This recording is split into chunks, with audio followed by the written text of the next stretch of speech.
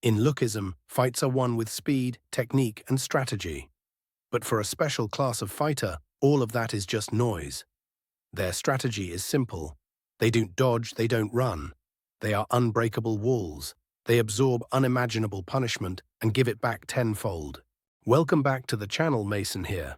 Today we're not just listing tough guys. We're dissecting the very essence of the tanker archetype in Lookism. We'll explore their minds, their bodies, and the specific moments that cemented the legacies of these unbreakable walls. This is a deep dive, so get comfortable and make sure you're subscribed for more content like this. Let's dive in. Spoiler warning for the entire Lookism webtoon. Let's begin. Our first tank represents a philosophical journey from fragility to fortitude. To understand Zach Lee, we must first understand his master, the Iron Fist Gongseob Ji, the king of Daegu.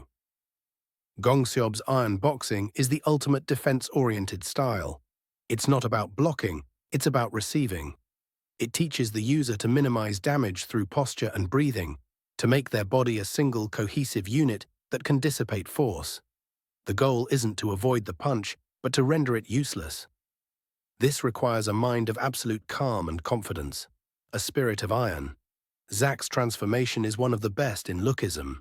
He was a talented but mentally broken boxer who saw every opponent as a monster. Under Gongseob, he didn't just get stronger, he was rebuilt. The training was as psychological as it was physical. He learned that his biggest weakness wasn't his physique, but his self-doubt. Now look at him.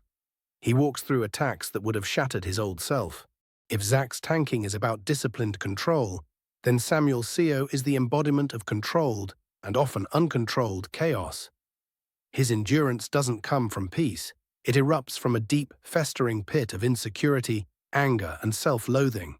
His fight against the first-generation king, Seokdu Wang, is a masterclass in this. Seokdu's headbutts are legendary, capable of one-shotting most fighters. Samuel took them head-on, his skull rattling, and instead of crumbling, he laughed. He smiled through the blood. That's because pain doesn't weaken Samuel, it validates his entire worldview. It's the only thing that feels real to him. Combine this psychotic endurance with his genius-level street-fighting IQ, using environment, tricks, and sheer unpredictability, and you have a tank that's also a blender. He doesn't just outlast you, he dismantles you in the process. And with his new mastery over his hormones, we're looking at a chaos engine that's finally learning to direct its output. If you're appreciating these details, show the video some love with a like. Jerry Kwon is the latter. His endurance is an extension of his absolute, unwavering loyalty to Jake Kim. And Big Deal Jerry is the definition of raw, unadulterated power. He doesn't believe in complex strategies or dodging. His creed is simple: my strength and my body will overcome. This makes him the perfect shield for Jake. He is the immovable object that allows Jake, the unstoppable force, to operate his fight against Mandeok Bang, showcased this perfectly. Mandeok, a physically monstrous top-tier fighter, unleashed everything he had on Jerry. But Jerry, especially when enraged, simply would not fall. He became a relentless force of nature, enduring punishment that would put down a bull, all because his friend and leader was counting on him. He is the living embodiment of Big Deal's spirit. And then we have Kenta Megami, the tenacious underdog. Kenta's tanking comes from a different place, pure, desperate will. He was utterly crushed by his idol, Gun, and then later by Jerry.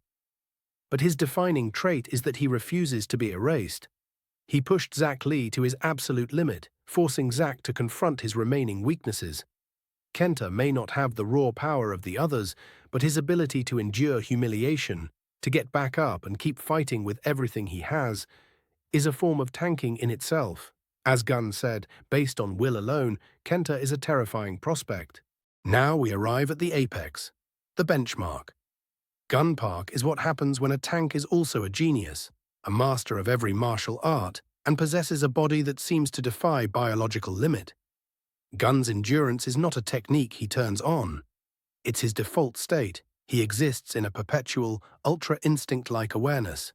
He immediately went on to face an army of the strongest fighters from the 4 Crew's Aeon's second generations. And he didn't just survive, he dominated. He was analyzing, adapting, and overcoming mid-fight. His body, fueled by his infamous Yamazaki bloodline and relentless fighting spirit, seems to have no off switch for. He is the pinnacle because his tanking is active, not passive. He doesn't just withstand your attacks, he uses them to become stronger. But if Gun is the refined ultimate product of our training genius, then our final entry is the raw, uncut essence of violence itself. Meet Gitai Kim, the Kingslayer, son of the legend Gapryong Kim. Gitai's tanking wasn't learned in a gym or a dojo. It was forged in the brutal kill-or-be-killed environment of Mexico's criminal underworld. This is a man who didn't train to fight. He fought to survive. Every scar is a lesson, and every victory was life or death. He is a Kingslayer for a reason. He represents a threat that the other, more honor-bound fighters aren't prepared for.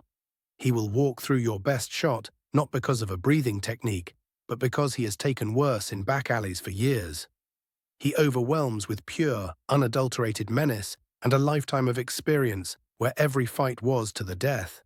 He is the dark reflection of a tank, a reminder that sometimes endurance is just a byproduct of a life steeped in violence. Subscribe because the rise of Gitai Kim is a story we will be following closely.